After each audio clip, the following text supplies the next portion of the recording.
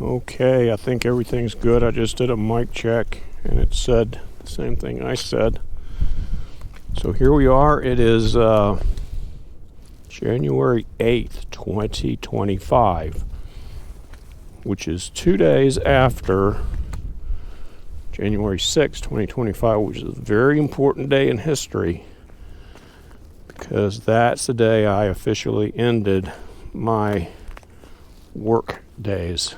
I went into the office, dropped off all my stuff, and called it a career. I am now officially and totally retired with no obligations to anybody. And I'm concentrating on not slipping on this ice, which is kind of a challenge. It is, I don't know what it is. It was about 10 degrees Fahrenheit last I checked, and I think that the forecast for today is 16 or something like that. So in Celsius, well, let's see. Let me try and do this the easy way.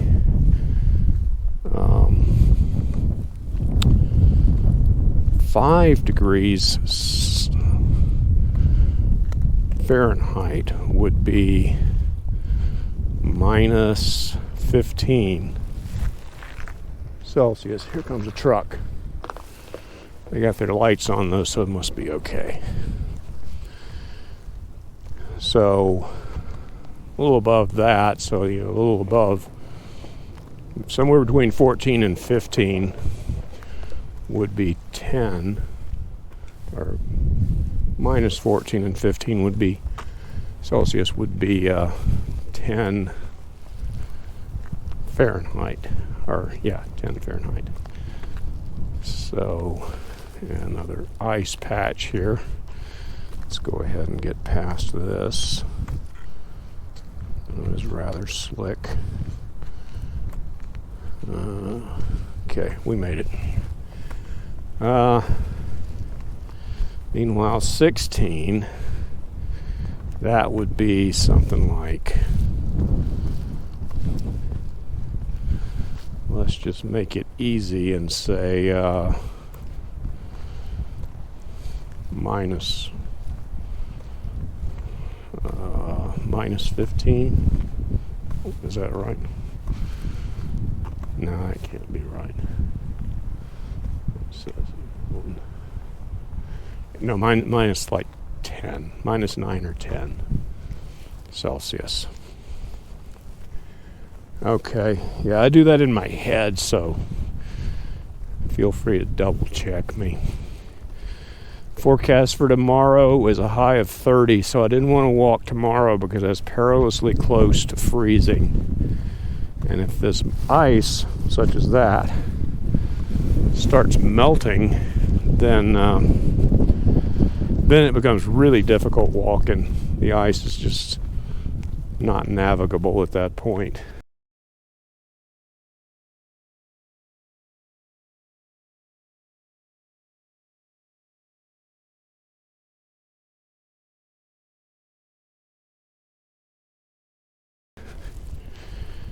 And I'm loath to walk on it.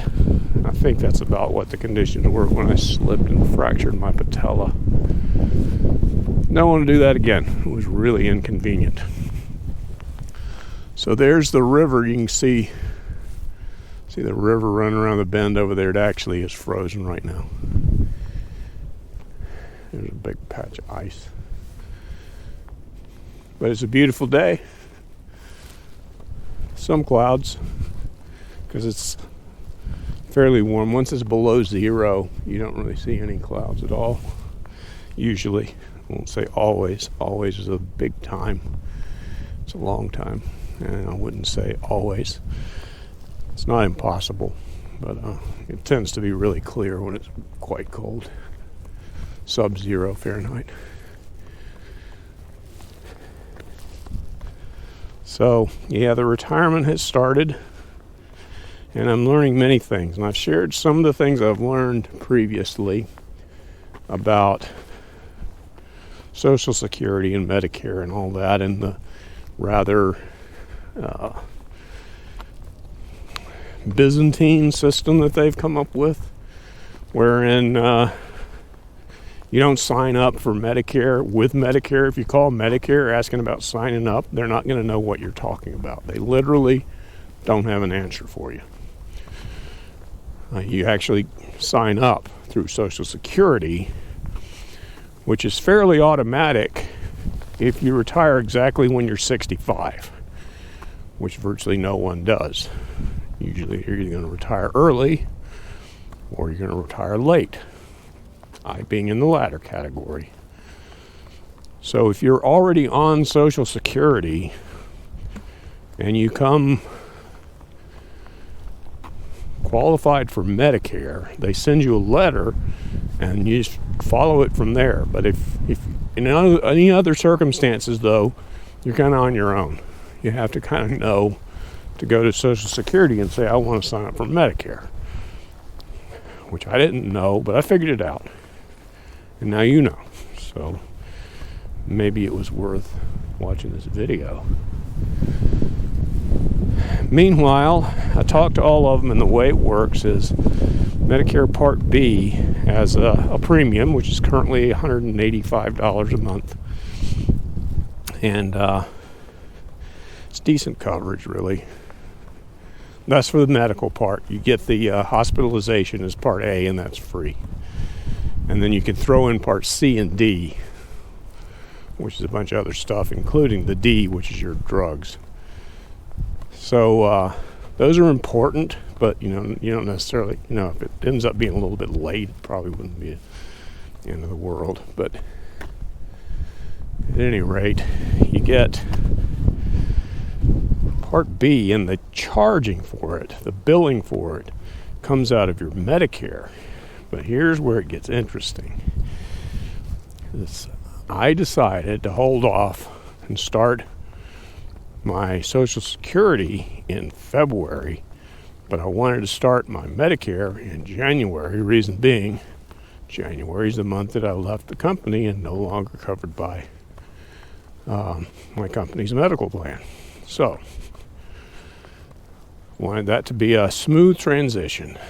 Started it on January 1st because you have to start it on the 1st of a month. Next opportunity would have been February 1st. So I didn't want to go most of the month of January without medical coverage. Okay, so just call me a wimp, but I didn't want to do that. So at any rate, that means I technically have all these premiums, but the Medicare people I talked to said all of those will be taken out of my first check, which comes in March. Yeah, I know. Started Social Security in February, but they pay about a month in arrears. I won't get my first Social Security check until about the end of March. That's fine. I'm okay with that. Some people might not be, though. So, again, maybe a good thing that you listen to this video if you're coming up on making decisions around that sort of thing. But at any rate, everything was supposed to be fine. And I get this letter yesterday from Medicare saying I had to pay 4 months worth of Medicare premiums by January 25th. Okay, well, that's before I'm going to get my Social Security check. So I had to call them up. And the lady, and she was very nice, said, oh, that's common. That happens all the time. You can pretty much ignore that because what happens is you'll get another letter because like the clock starts on that day. Then you've got 90 days before you lose your Part B coverage. But after 60 days after that day, you get like a dunning letter telling you you're getting ready to be late here, you're going to lose your benefits. And we don't want that to happen. So what you have to do, it should be automatic. But you got to watch. You got to be careful with these people because you don't know what's going to happen. Things break. Stuff gets lost. So you got to check your My Medicare account, which I had set up some weeks ago, months ago. And it's totally useless to me up until now because I don't really have any Medicare. I didn't have any other than Part A, which doesn't do anything until you go to the hospital. So anyway, you check that and you can find out whether they have figured out that your Medicare premiums have been paid out of your Social Security funds. Hopefully that sounds straightforward. That's kind of what happens. But you got to watch because you don't know. And as somebody once said, trust but verify. It should take care of itself. If it doesn't, you got to talk to not Medicare, but Social Security because they're the ones that are paying the bill. Anyhow, that's what I learned yesterday. And today, I decided it's time to start moving funds from retirement accounts into my brokerage account. I figured it would be straightforward. I figured it'd just be sell off this asset, send a bunch of money over to my brokerage account. Nope, not that easy. Because what has to happen, since I wanted to start with the IRA, is I sold some assets in there, turned that into cash, which was a little more cash than I really wanted to move right away. So I don't want to move all of it. I just want to move some of that cash into my brokerage account where I can put it into an investment that pays dividends, which increases my monthly income. So, but before that happens, we have to get those funds over to my brokerage account, which is not the same company as my IRA. So, go do that. Can't do that. Can't go straight. Has to go into a similar account. So, in other words, I had to go to my broker and create a traditional IRA. Maybe I didn't have to do a traditional, but if I did something else, it wouldn't matter because I'm going to be paying taxes on that anyway because it's coming out of my retirement account. And that's the reason it's the amount that it is because I did my calculations as how much I could put in before I pushed myself into a higher tax bracket. So anyway, I did that. Created an IRA at my broker. And then I ordered the specified amount of money to go from my IRA, which is now sitting there as cash because I already sold the underlying equity. And that takes 3 to 5 days. So then in 3 or 5 days, which today's Wednesday, so it's going to be sometime next week, I'll have access to those funds. I guess that makes sense. I mean, it's not like it's a trivial amount of money, so it might take a little longer than moving something from, say, my checking account to my brokerage account, which typically takes like an hour if I do it during the day. But I'm not dealing with that much money when I do that. And someday I'm going to learn what happens when I move money the other direction from the brokerage account, as I decide I would prefer to have the dividends to spend rather than reinvest. I got a little treacherous ice coming up here. I got to be very careful.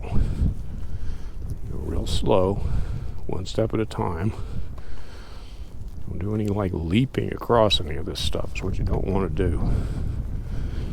And I'm in the better safe than sorry thing. So there we go. Okay, we made it. See, there's some people been skidding. See there? That's how they skid. All right. Anyhow, that was exciting.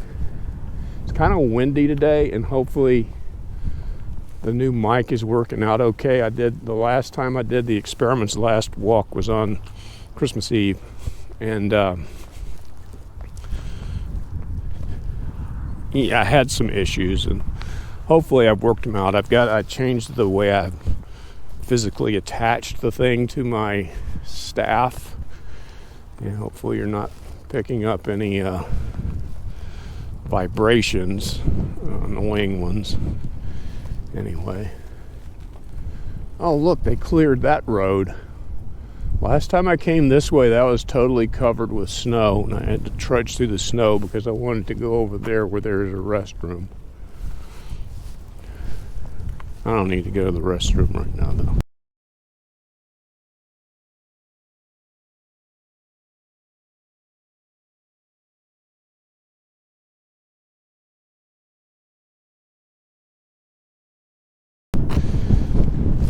I'm not going to take advantage of the fact that they cleared the snow off of that little trail. So anyhow, yeah, it's windy, so it feels colder than whatever it is, like 15 Fahrenheit or so.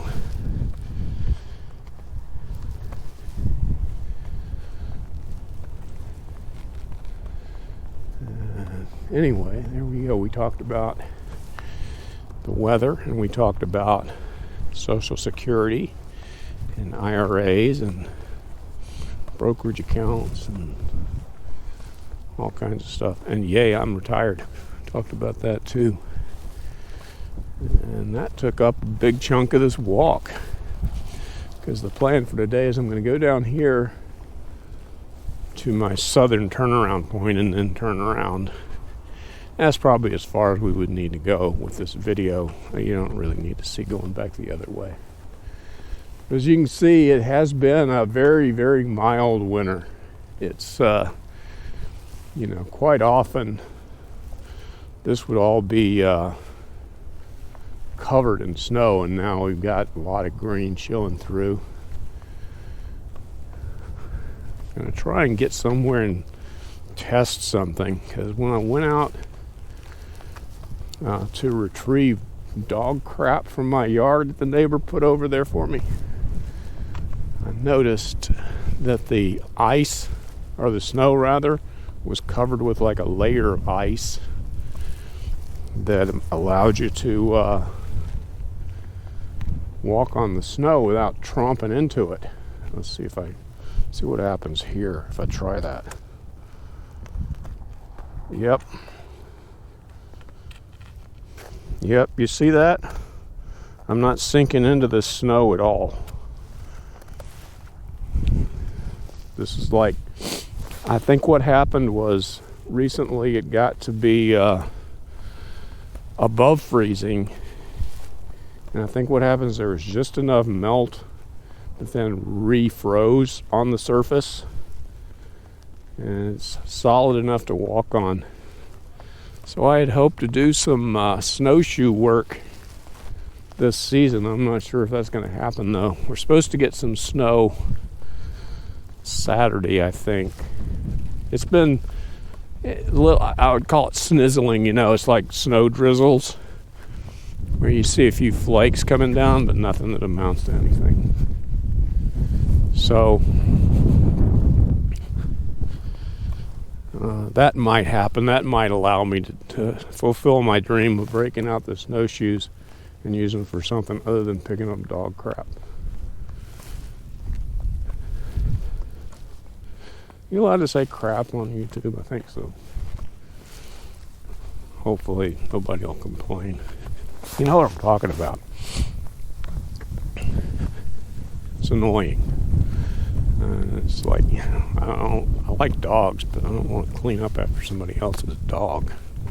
Is that selfish of me? Some people might say so.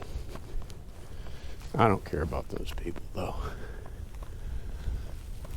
So, yeah, it's feeling pretty cold because of some wind going on, but yeah, I think it's not too bad.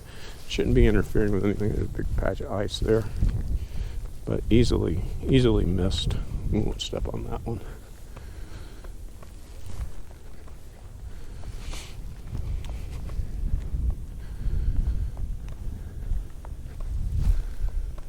Don't see any kids sledding over in this neighborhood, although they were. I think that's what those deep ruts are there. Maybe somebody was sledding down there. Maybe not. It's hard to say. Yeah, this is like the mildest winter since I've been here, actually. Barely seen it get below 0. I think the lowest it got was 15 below in one night. That's not very low by local standard. It is cold. I wouldn't want to be out in it for long. But yeah, I've seen it as low as 40 below, which is the same in Celsius and Fahrenheit. So 40 below is 40 below. It's not the same in Kelvin, though. I don't know what 40 below Celsius or Fahrenheit would be in Kelvin, but it would be a positive number. We know that much. I just don't know what it would be. I'd have to look it up. Of course, all of those measuring systems are useful for some purpose or another. Fahrenheit, I think, was the first one that they came up with where they actually had degrees and so forth. But the 0 and 100 points were completely arbitrary. It's just like he went to, I guess, Professor Fahrenheit or whatever his title was, went to the coldest place he could think of, which was somewhere up way north in Germany, and measured, and then he marked on his little mercury tube where 0 was, where the mercury was at that, and that was his 0 point. And then he took that very same tube way down to the hottest place he knew of in Germany, and he marked that. And when he measured, that was where it was way up in the north of Germany, that became 0. Of course, we now know that would be well below freezing. That was so cold, it's like known for waves crashing and freezing before they made it back into the sea. That's how cold it was. I've seen it that cold before. I've seen it that cold at sea before, where the waves would be crashing over the ship and they would freeze before they ran off the ship. So that's pretty cold. And then 100 was just 100. It was just the hottest place he knew of, and that became 100. And then somebody came along and said, that doesn't make any sense. Let's make 0 to be freezing and 100 to be boiling. So that's the key to why you can easily convert between the two. It's just understanding that the difference between freezing and boiling is 180 degrees in Fahrenheit, between 32 and 212, and 100 degrees in Celsius, between 0 and 100, which, when you figure the ratio, it's 9 to 5. It takes 9 Fahrenheit degrees to make 5 Celsius degrees, and then you just calculate from the freezing point there. Just figure out how many Celsius degrees it takes to go that far in Fahrenheit. In other words, the math is pretty rudimentary. Yes, but they don't work out evenly all the time, which is why sometimes I stumble on doing that calculation. Sorry for the inconvenience. You get the picture. Pretty cold.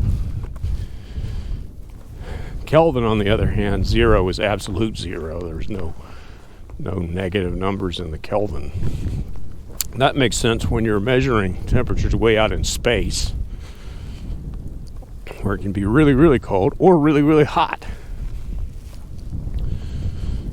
But it would always be positive, so that makes the math a lot easier if you're doing calculations. And I'm sure there's other systems too, but those are the 3 big ones that I know about. I just don't know how to convert because nobody ever uses Kelvin in real life. But if you think about it, Then Kelvin in turn uses Celsius degrees. So if you think about it, those are all based on earthbound phenomena at sea level. Most of the universe is not Earth, and it's not at sea level.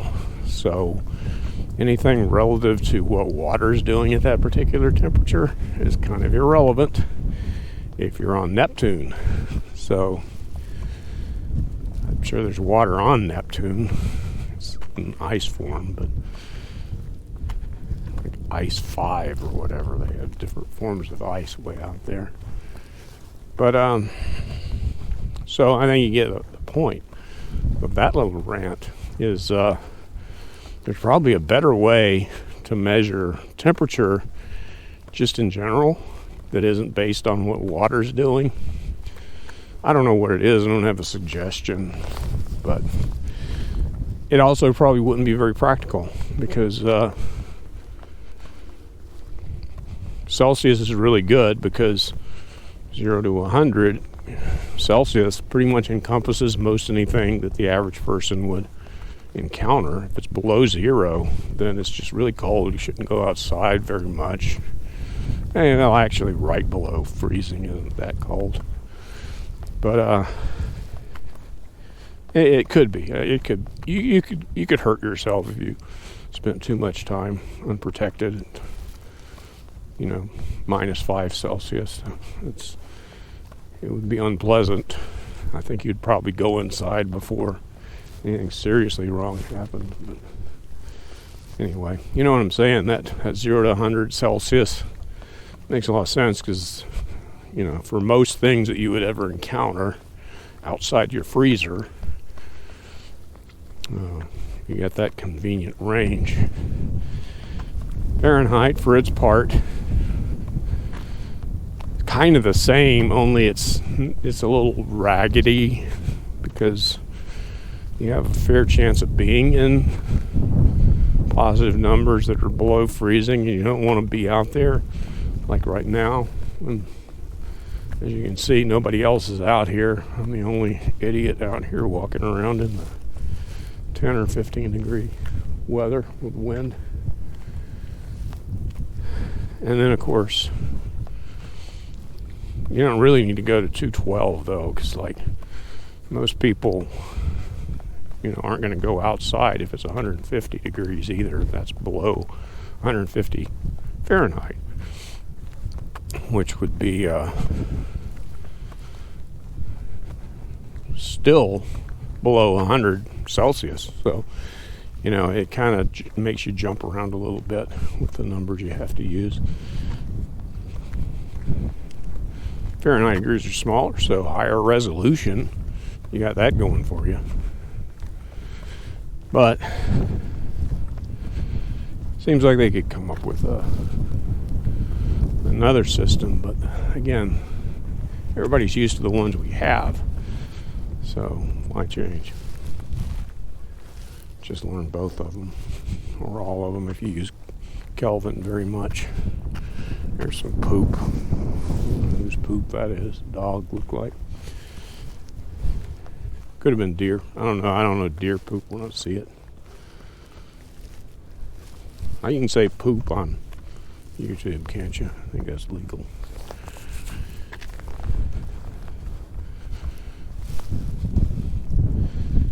I still got a flashing red light, so that means everything's probably going okay. We're coming up on my turnaround point. That means I'm going to have to take the glove off because I can't really push that button with my glove on. I tried. It doesn't work. That's going to be unpleasant, but I'll get over it. Don't worry about me. I'll be fine. Okay. So here we are. Can't really see the river from here. There's too many sleeping trees over there. Okay, we'll call it for today. Thank you very much. See you next time.